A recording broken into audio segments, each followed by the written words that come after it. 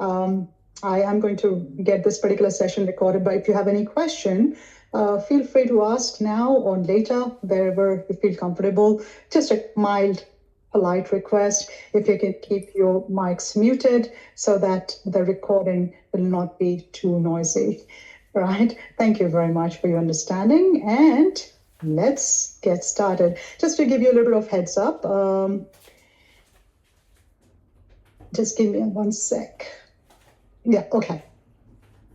What I really want to show you in the beginning that I have, along with this particular slides today, I have also created 2 other documents, MasterClass resource guide, which I'll be sharing with all of you, of course, as a part of every MasterClass. I do create something for you as a giveaway or takeaway for you.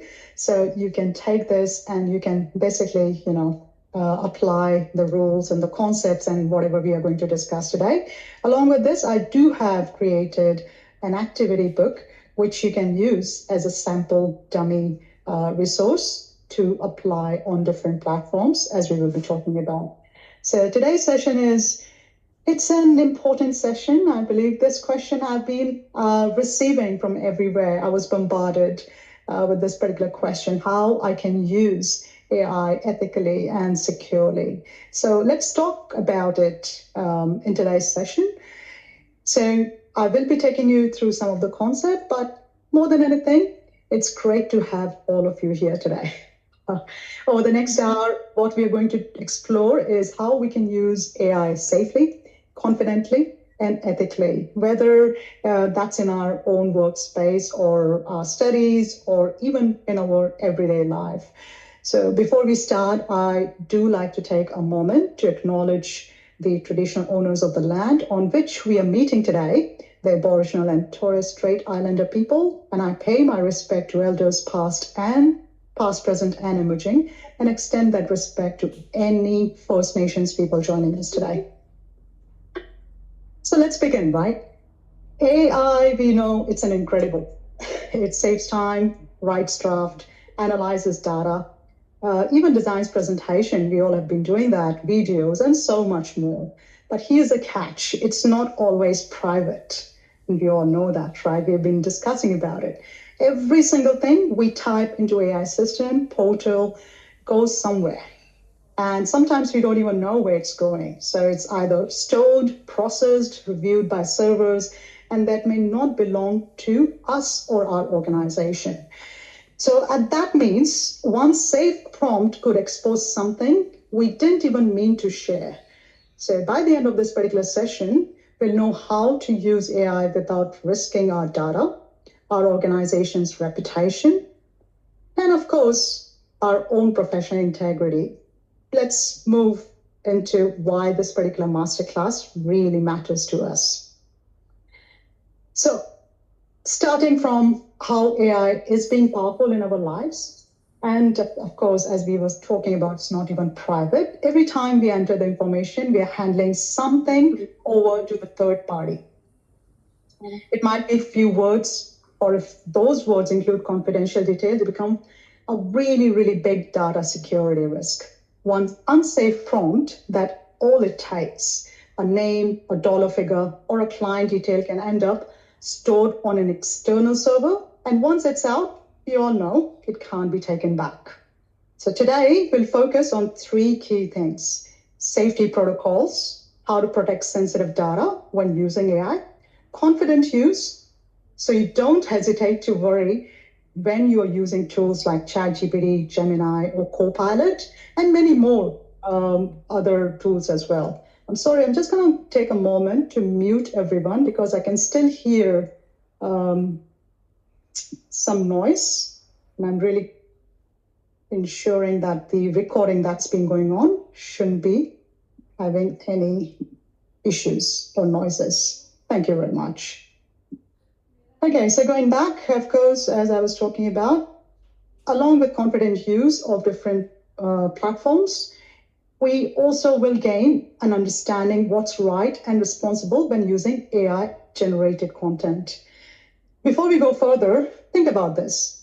And I'm posing this particular question to all of you, and definitely you can paste it in the chat as well. Have you ever pasted something into AI, maybe a client brief or a report or an internal note, and thought, maybe I shouldn't have shared that, right? Or maybe our own details, right? So the moment of hesitation is exactly what this particular session is all about. So let's look at how we'll structure our learning today. Here's our roadmap for this particular session. We'll take a step-by-step learning on what to share and what to protect through data safety, how to write smart prompts that don't leak data using safe prompting techniques, recognizing bias, privacy issues, and plagiarism risks through ethics in action, and of course, knowing when to go public, well, when to use public AI, enterprise AI, and local AI. So choosing the right tool for the right type of work, basically, and turning all this into a personal plan for safe AI use. So every section connects to your activity book, which I have just shown you. So when you'll use it, you will definitely be able to relate it better. So today's session, I would like you to just focus and think about what we have been doing in our daily lives at our work. And probably if anything triggers, please do share in the session, because that really is going to make a huge difference when we are talking about the concepts, and then what we are going to do, how we are going to be safe in the long run. So let's have a quick test, all right? I have actually taken out one example, write a proposal for Acme Limited, budget 120K, and meeting October 24, and contact the CFO, Sarah Chen. So it's a kind of prompt I have actually tried to insert into ChatGPT, right?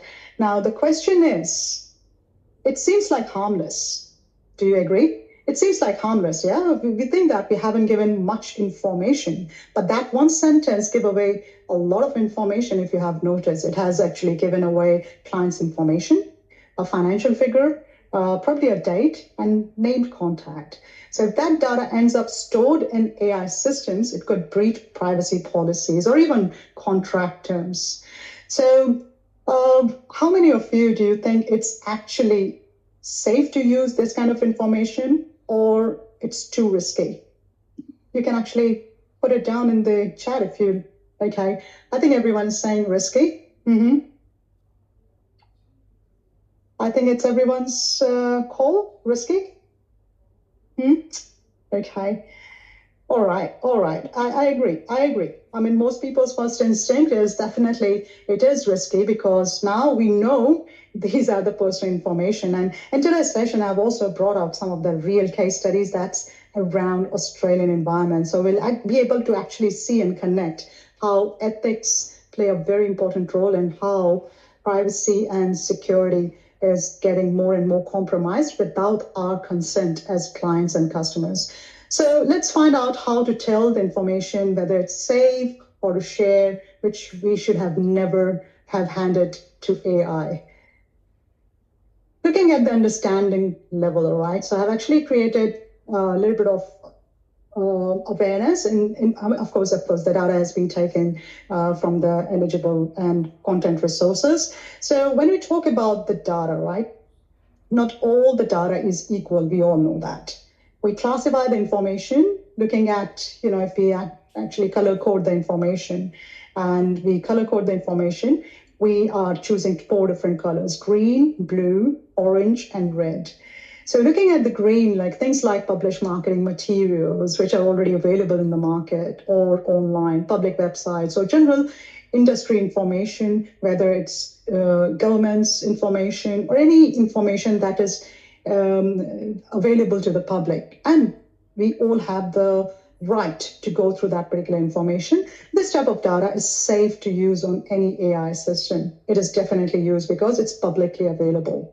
Then it comes down to a little bit awareness area, internal data. Now, these are the things like internal memos or project updates that aren't confidential, but still alongside, they belong inside your organization, shouldn't be revealed. So these should only go to the secure enterprise AI platforms, not the public ones. Okay, we'll be talking about these platforms very soon in a moment.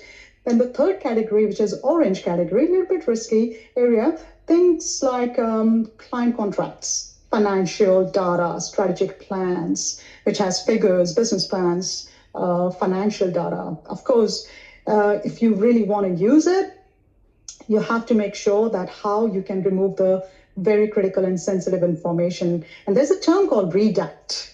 And I believe everyone is aware of that. So we'll be using that particular technique as one of our strategy when we talk about using AI securely. So redacting all the identifiers or using the local AI tools, which I'll be showing you later. And the fourth category is restricted, which is highly, highly confidential. Now, this includes personal details like medical information or legal documents or legal information that can actually create a complete breach in the privacy. So this should definitely never be uploaded or not even to enterprise AI unless they are fully anonymized. Okay, so before you ever paste something into AI, stop and ask, what color is that data? If that color coding helps. The question alone can save a lot in your organization from serious privacy breach.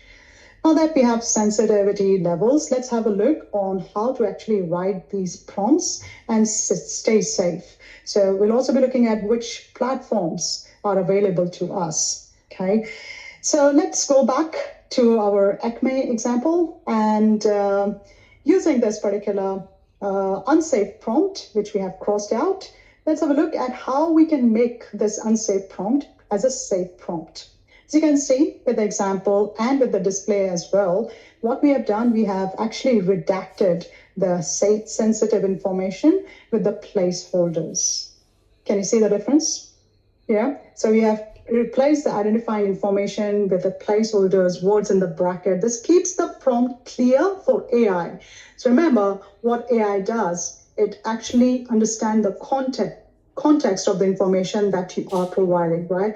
So it doesn't really necessarily need your name or the client's name, because even if you will actually place the term client on the customer, it's really going to act upon that particular information. You definitely don't need specific details of the clients. So we'll try this information together shortly, but before that, let's walk through a simple process to make every prompt safe before we hit them, okay? And of course, when you are doing this, you can also try this particular redact information. If you've been doing that in your daily work, definitely you're doing a great job, okay? So let's have a look. So redacting before you prompt. Now, I'm giving you 4-step safety process, okay? Whenever you are using any information. So here's a safety 4-step process that we can always follow. So identifying anything sensitive in your text, of course, once again, easily we can identify names, locations, dates, any dollar figure, financial amounts, any specific number. Definitely not credit cards or banking details, and not even the Medicare numbers or, any kind of identification number, which can actually create a lot of issue. To be very honest, license people, they usually take their pictures like this and they share it on the platforms. How much risky is that? I've seen so many people doing that. Take the licenses. If someone is asking a photo ID, so many organizations, they are using this particular recognition method. I remember Zoom. If anyone has actually, if anyone has gone through verification process on Zoom, the other day it was asking me to hold my identity card and take a picture so they can verify my identity. I don't remember whether it was Zoom but I know I'm using one. So I was a little bit smarter than the platform. So what I did, I just, put a type on my identity card and I just hidden the numbers and I've taken that picture. So simple things like that. So identifying anything sensitive in your card, the document, and just replacing it with any kind of placeholders. Basically, keeping the context, because AI needs to have an understanding of what's going to go inside that particular context or placeholders. Third step is clarifying. So make sure your prompt still makes sense to the AI. As I said, if you're replacing it with the placeholders, make sure the context remains same. So if there is Sarah is your client, then it should be replaced with the client. Okay. If it is an amount or dollar figure, then the placeholder should have the amount, things like that. So the information doesn't get misinterpreted. So clarifying that. And the fourth basic step is reviewing. So read it one last time before you send it. I know you all are being very careful, and you've been doing a great job with your prompts and, the structure of the prompts. The more you do this, of course, the faster it becomes. And eventually it will be a second nature, like checking all the address before we send the emails and doing the right checks. Okay, so of course, I've given you one practice task over here. And of course, if you have a time during the masterclass, I'm going to paste that into the chat. And if you want to use this as a sample and use the redacting method, replace the main critical areas with the placeholders, and maybe try it on your preferred platform. If you're using ChatGPT or if you're using Copilot, just do it. And maybe if you want to share that information in the chat for others to see what type of output you have generated with a similar text, but with the redacted information. So let's see what happens. All right. Meanwhile, I'm actually taking you to a further journey. So remember the 4-step journey: find, replace, clarify, and review. That's one of the basic ways to get started and to keep your information really, really safe. Right. So ethics is where AI meets human responsibility, and everyone is quite furious nowadays how ethically AI can be used. I have some great 3 case studies which I'm going to share with you today. It's a real world Australian organizations, public organization and private organizations, and what they have done to breach this particular practice. But let's see what exactly ethics in practical it looks like. So there are 3 common scenarios I have pulled in front of you. We'll go through one by one, all right? So the first scenario is it's describing the typical characteristic of a successful CEO. We're talking about the bias risk that AI may carry. The problem with this is AI may default to stereotypes. And yes, AI has bias risk. AI has attribution risks. AI has hallucinations. If you have already studied the first module, we all know that these are the common issues with AIs. So usually, I describe when it comes down to CEO, they have their bias risk, usually describing a middle-aged male in a suit. So if you want to try that, you can try that, okay? So a better prompt in replacement of this, describing a typical characteristic to avoid a bias risk, could be describe diverse leadership qualities that contribute to CEO success, including various management styles and backgrounds. So giving a little bit of more context, abandoning the probability of bias. So what you are actually doing, you are giving more information to break that particular bias from the AI. So that's one of the ethical practice we can use when we are applying the information or gathering the information from AI.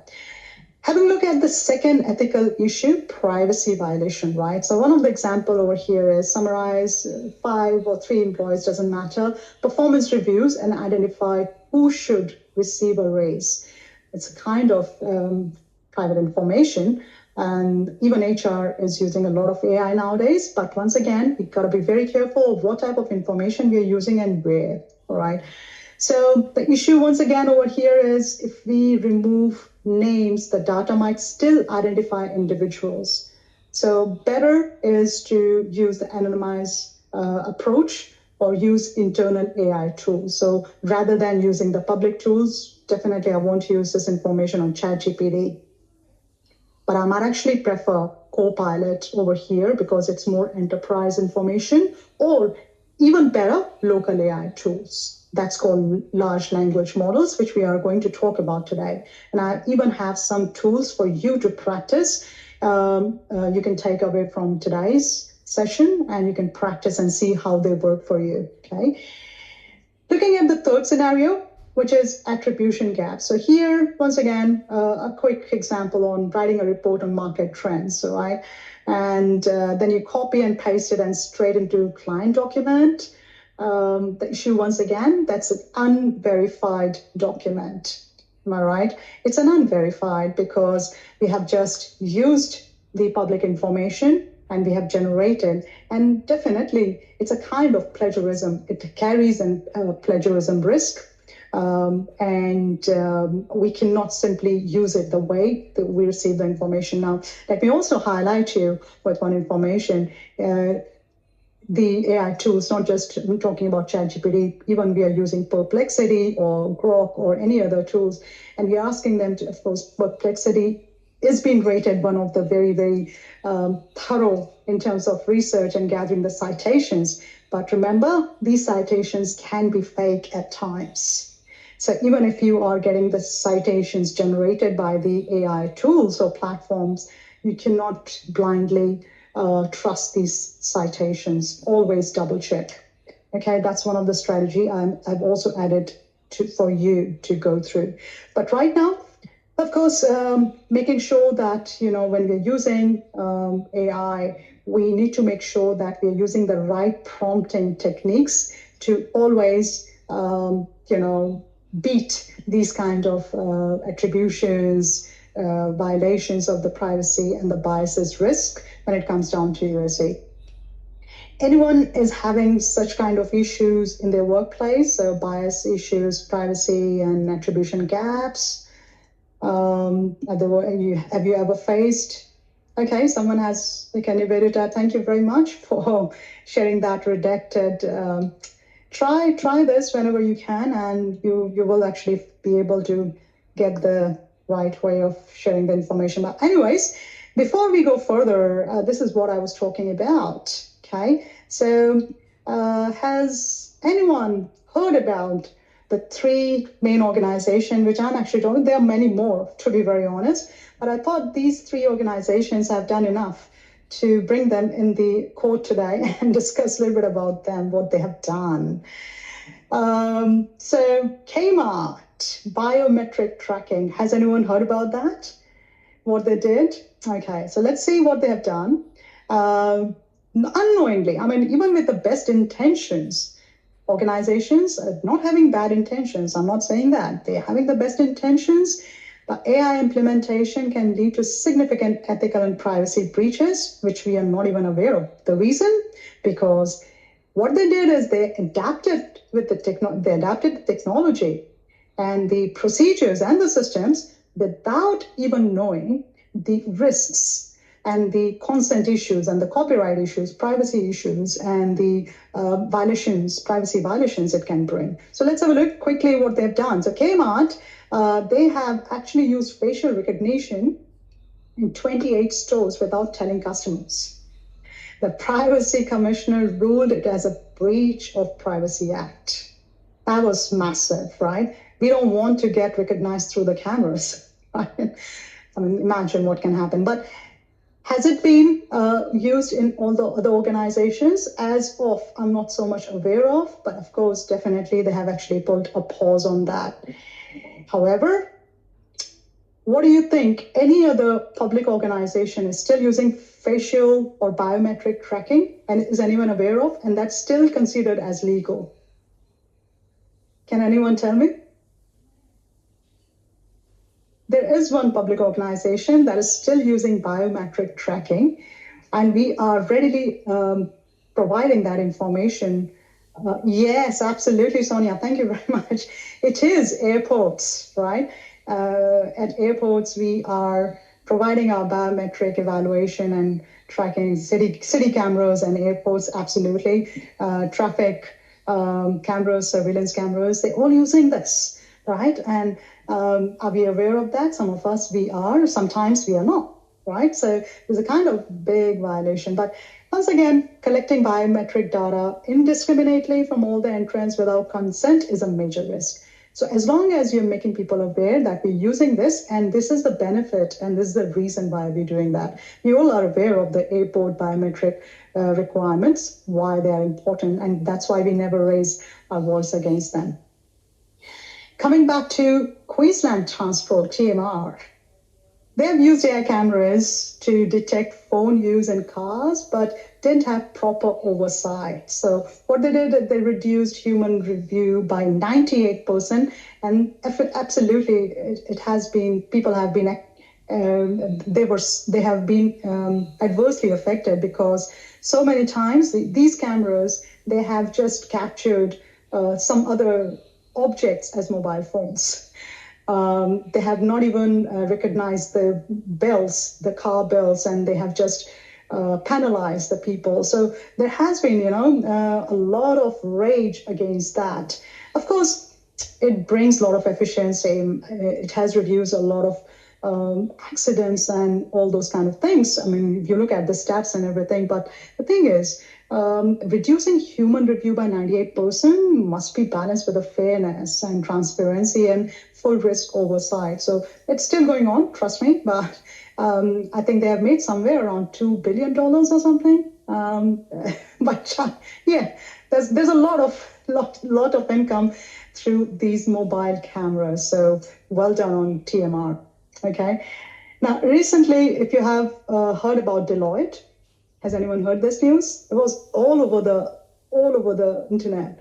What they did is they delivered a 237-page government report, but errors and fake citations slipped in through, definitely costing them credibility and a refund.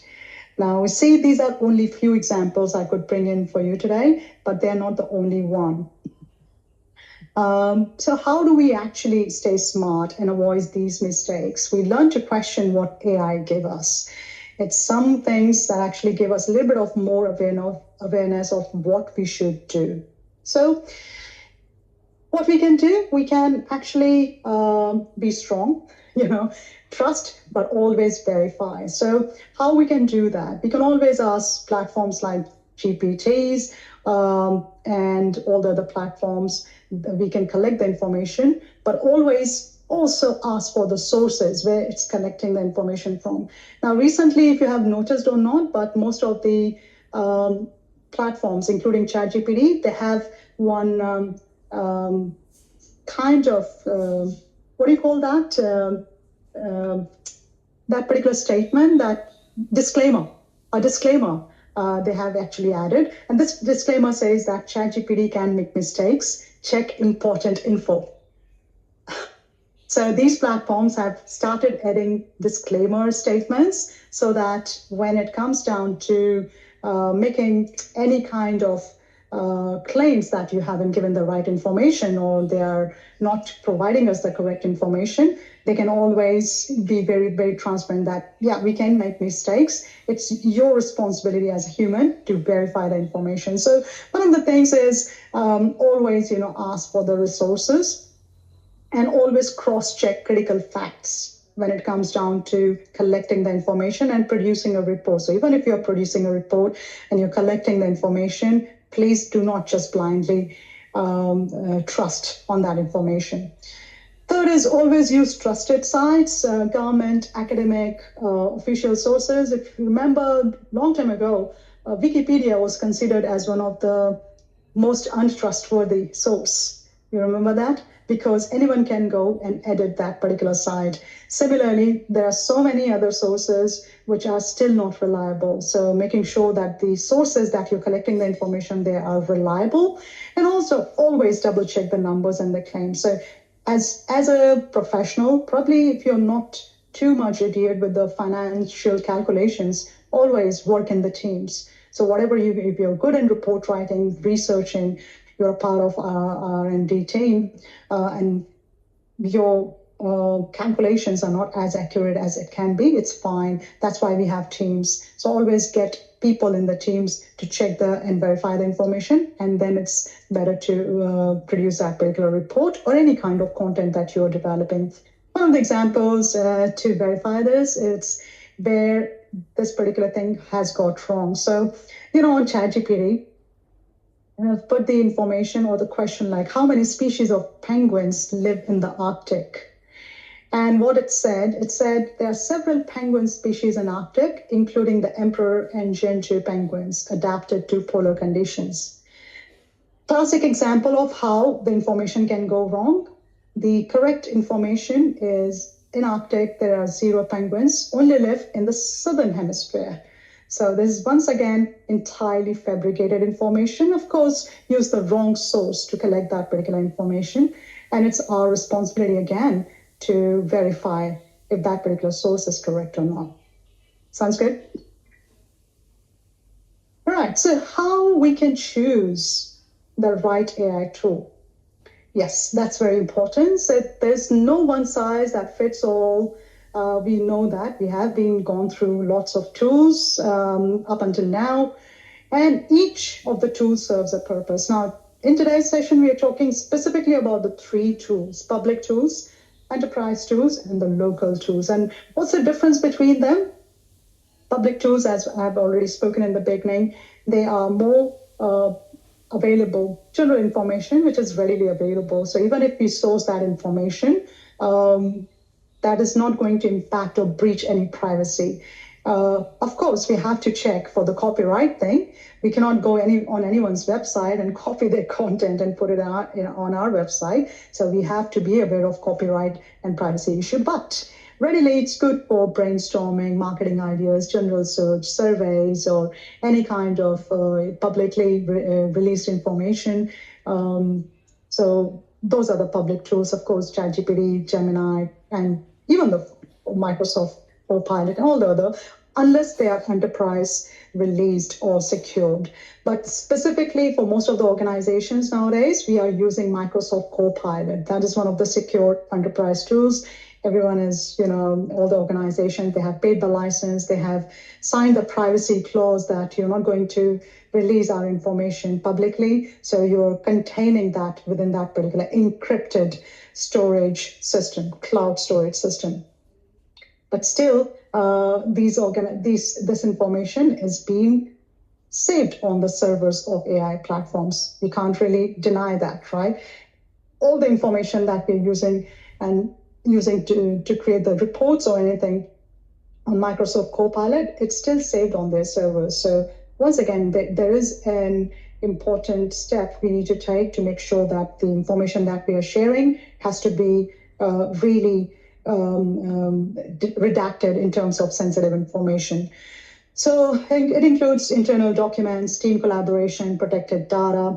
And the third one, local tools, that's LLM models. It is one of the best ways to secure your data in terms of confidentiality. So it offers you complete privacy, offline work. You can even work offline because it is just downloaded on your system. And I've actually talked about 3 platforms here: Llama, LM Studio, and GPT-4All. Has anyone been using any of these platforms? Anyone? Okay. It's okay, because I think if you have never been used, these platforms have never been used, it's the time for us to quickly go and practice and see how they actually differ from, okay, Michael is playing with Llama. Okay, fantastic. LM Studio is also very, very cool. But let's have a look at a little bit of difference between these 3 platforms, what they are, and how we can actually make a quick understanding of these platforms. And of course, these are some, there are many available, but I'm just bringing some of them which you can start using without any security issue. So we're talking about difference between all the 3. Public tools are very fast. We all know that, we have been using it, but of course they are very less private. So anything that goes on these platforms, they are gone out of our reach. So it's not private anymore. Enterprise tools, because we are adding layers of encryption, security, ID setup, it's firewall and all the encryptions, settings. There's an IT team, securing your data. It's still okay to use the internal documentation. Local tools are the safest, fully offline, but the only problem with the local tools, they are slower. And it does allow, it actually, you have to take some time to install it properly and then, use the right model to link with it. And most of these tools, they are self-pledged, they are created well, so you shouldn't have any issues. Of course, they have great tutorials available for you to understand how to operate them, but I'll also have created some to help you, okay, to help you understand that. So I think you have already, some of you have already been taken that particular redacted. So I don't need to give you this particular prompt anymore. But once again, if you have actually used this particular prompt and done some work along with the private information, please do share your answers in the chat and see how they actually differ, the different kind of information, but with the redacted context. If it still creates the similar, gives the similar output, or if your output is not as effective as you want it to be, because the only thing that we can do other than redacting the information is to make the context further clear. Okay, so that's what the magic is all about. So installing local AI tools, of course, you do need certain processes and the things. When you actually go on their sites, it will give you every single information on how to, some of those basic system requirements is you must have 8 GB RAM, and that's all technical, but you don't have to worry. When you actually download it, actually shows you when you go there on the site. The only basic information, let's quickly go through. Llama, of course, it's simple. It does have a good speed running on your platform. It actually runs on all the different platforms like Mac, Windows, whichever you're operating. And rest of the things are they basically, more technical. They run their own terminals and platforms. So starts chatting. It does, it's recommended for beginners. I do recommend you to practice and see how it goes. LM Studio is really good, actually. Visual interface is good, and it does have different models to work with. Llama has limited models. Also, GPT, of course, it is one of the platforms that integrates with your files and documents as well. So you can also try that. If you don't want to use it, it's fine, but I'm just giving you basic information. You can always try, because when you're learning, it's always good to try these models. This is one of the things that's going to be a part of your module 8 as well, in which we are going to learn about large language models. You might be aware, most of the organizations, they are using their local AI tools to start with to secure their data. And even most of the entrepreneurs, they are using that. So along with the agents and AI assistants, as we have spoken about, local AI tools are the next step to secure your data. Okay, now, how local AI tools are better than the other public and private tools? One of the things I'm just going to simply say that when you process your data locally inside your computer, you maintain a complete control. We all know that, right?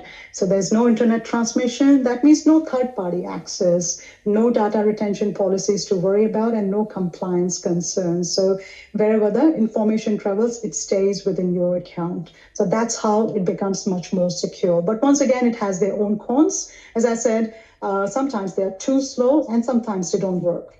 Okay, so they have their own cons.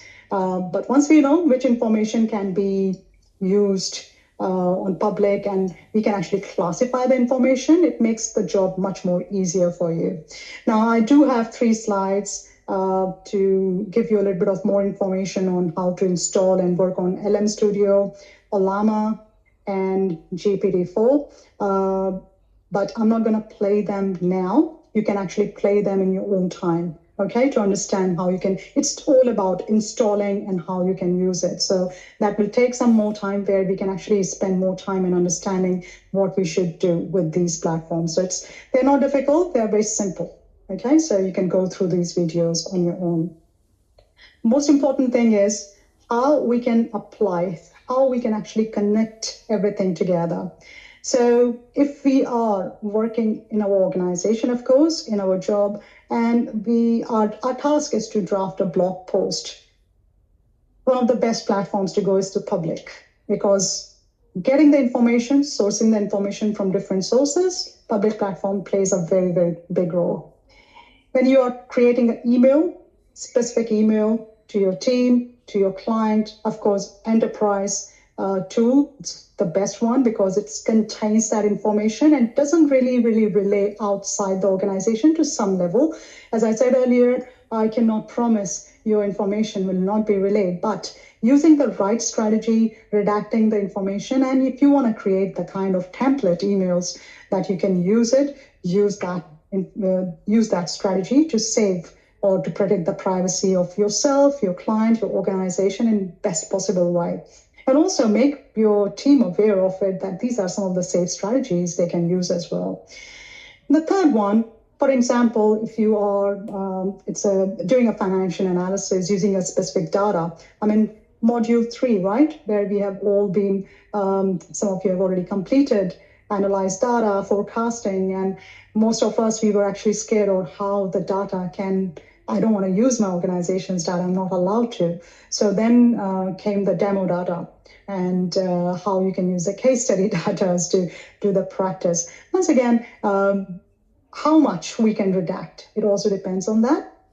But creating a kind of demo data to help you in finalizing the information plays a good role. But if you have too much data to play with, unfortunately, even an enterprise is not a good type of tool. I would then suggest to have a local AI. Now, trying local AI also gives you an understanding of whether this particular type of platform is going to be useful for my organization as well. So then you can actually make people understand or propose whether it's usable. Amazon has created one very good local AI that enterprises are actually using it. They are giving licenses to different organizations. But once again, their server is through Amazon. Okay, so I'm not so sure. 99% they say it's safe.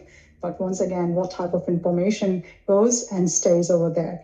But still, we can say 99%, it's much more secure, these local AIs. So thinking of your own role, what task you often use AI for, always make sure, try to classify it in the first go, always decide the right tool, and also note the safety step you would take. In easy manner, I would like to give you 3 golden rules over here. Okay, so everything you've learned boils down to 3 simple habits. First, classify. Know what kind of data you're handling. Once again, if it is sensitive information, if it is not too sensitive and you can use it, you can use the public domain or public AI tool, go for it. But if it is really confidential, redacting is the way to go. Okay? Whenever you are in doubt, if it is sensitive, make sure you go ahead and redact that information. Never in doubt, use that particular information. Now, if you are the only AI literate person in your group, in your team, I think the best thing is to be more cautious about it. Okay, so if you're asking someone, your manager or your subordinate, who are not even aware of what is sensitive and what is not sensitive, I believe you should take a better decision. Second golden rule is share less and protect more. So, of course, minimizing, that's what we were talking about. Always replace the specific details with the generic placeholders with a similar context, and always verify your facts whenever you're finalizing. So when in future, whenever you create a report or any other information, your content, please make sure you verify your resources, citations. Deloitte has given us a very big eye-opener on what can go wrong. Okay, even big organizations like them, they have fallen into such a big scrutiny. So if you remember nothing else, just remember this. They will protect, these golden rules, they will protect you and your organization if you are following it correctly. Just pause for a second and think, which rule feels hardest for you to apply consistently? Is there any rule that you think it's hardest? Can you classify? Can you minimize? And can you verify? It's all in our control. Am I right? Yeah. So John is asking, I'm assuming that local AI tool limits their use with, yes, absolutely. You're right. You're right, John. Yes, we can, with the local AI tools, we can, it all depends on the agents and the workflows. But once again, because they're not connected to online sources, their sources are really limited. And it depends on how we are training them as well for our local workspace. Remember, we have spoken about the ChatGPT projects in the last masterclass, how you can actually create your projects and limit their source of information from the rest of the work or the rest of the sources on your ChatGPT. Similarly, you can do with Gemini as well. And although the platforms nowadays, they've all got kind of limitations, and projects and workspaces that does the same thing. So that's one of the things that we can make sure that we can follow these 3 golden rules to protect our privacy. All right, so maybe, you'll start classifying your data, when the facts becomes more important, small daily changes like having a big long-term impact on your data security, and one final checklist, to show that you're covered and you are protecting every single area. So I've actually created one project checklist for you. You can also find a detailed checklist in the workbook, the activity book that I have prepared for you. I'll be sending it through to you, and I'll be posting it on the course forum as well, along with the recording and these slides. So just, after completing any AI-assisted task, always take 60 seconds of your time to verify that you have followed safe practices before releasing or before giving the command for an output. So you create the prompt, or basically you have created the scope of the project and you want to generate this information you have based on so and so information. Always make sure you start with classifying data, removing all the identifiers, choose correct AI tool, verify accuracy, and document the AI use. Create your own checklist for which task you'll be using which AI tool, because your work scope is, you are the best person to be aware of what you do on every single day basis and for which task you are using the AI tool. Am I right? So make a checklist for yourself and create a table for this task. I'll be using this. Classify. It's very important to take out some time to classify your task, choose the right AI tool, and also create some specific tips on what you should be redacting. So create one nice cheat sheet for yourself that is going to really, really help you. I mean, checklists are one of the very, very prominent productive tools, if you have noticed or if you have ever used it. Studies, they say that the checklist reduce errors by 40% in professional settings. So you can print it out or you can handwrite it and you can put it on the wall in front of your computer to quickly verify what you need to do. It's just making a habit. Initially, it takes too much time, but I believe, with habit, things makes a huge difference. So pretty much towards the completion, wrapping up, but a couple of things to quickly wrap up. Compliance always starts with what we type and what type of information we provide to any tool, whether it's Google. Trust me, a couple of years ago and up until now as well, the first time I heard about cookies, I was so much unaware of what they are. All right, in the marketing. One of my friends told me, probably you're receiving so many emails because you have actually searched for something and the cookies have stored your information. I was really curious what these cookies are until I was aware of the marketing and the digital marketing, and I made myself more learned about it. And then I went into SEO optimization myself. I learned more about it, and I know how to create the cookies now, right? So it's all about making yourself aware of the practices, what's happening in the organization and in the line. So whatever ethical choices we are making, it depends on us. We are the one who are going to make these decisions and the practices safe or unsafe. So next time, basically, when you hit submit button, ask yourself, would I be comfortable if this prompt were made public? I think this is one of the biggest questions we need to ask. if whatever prompt we are generating, we need to ask ourselves a question: would I be comfortable if this prompt will be made public? Because definitely, if we are using on public platforms and to some level enterprise platforms, these prompts will be shared with others. So, and if the answer is no, then it's time to basically revise it, right? All right, so after the session, definitely, as I said, you'll be receiving the resources, including this PowerPoint. Keep this and try to practice, and please give me your feedback after you receive this resource. And if you want to go through the recording again, if any kind of information that has made a little bit of difference, please do share on the course forum where I'll be posting this particular recording, and try to create a kind of conversation around how AI ethics and security is playing a big role in your job and how you are implementing it. Because this is a topic where we all need to collaborate with, and we all need to teach each other, or make ourselves aware on how you are doing it. And if that can be of a little bit of more helpful information to others, it's kind of, spreading the light and sharing the light with each other. So please keep doing that.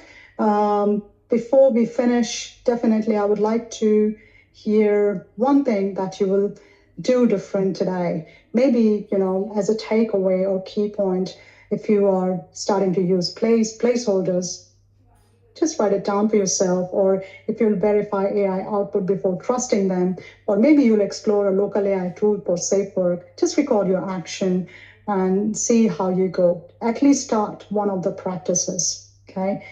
So I really want to thank all of you for your focus and energy today. Of course, we have actually touched base on a couple of things which are really important in terms of ethics, security. And before concluding, I would like to actually talk more about how you as a personal user and as a learner can also protect your information. I know you've been using your information, and when you do assessments, for example, right? You search a lot of information on tools like Perplexity. Probably you're using Claude, you're using Grok, or you're using Gemini. There are plenty of tools I can see the information coming from different assessments. It's good that you are actually taking an initiative to search information and bringing all that information in your own words and putting it. But please if you haven't done so far, make your own personal information really safe.